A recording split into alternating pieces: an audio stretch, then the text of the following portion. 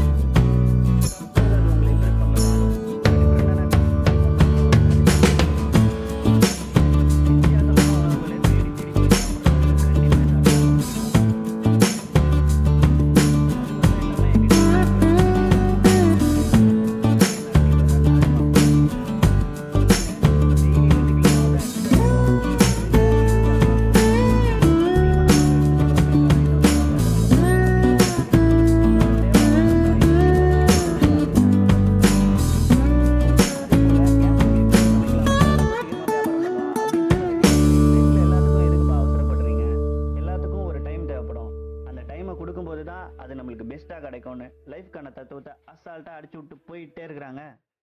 இந்த மாதிரியான தமிழ்நாட்டு உணவுகளை பாதுகாக்கிறதுல நம்ம ஃபுட்டிஸ்க்கு தான் ரொம்ப பெரிய பங்கு இருக்கு. ஸோ கேங்காக ஜாலியாக காசிமேடு வரையும் போயிட்டு இந்த அட்லாப்பத்தை டேஸ்ட் பண்ணிட்டு தான் வாங்கலேன்.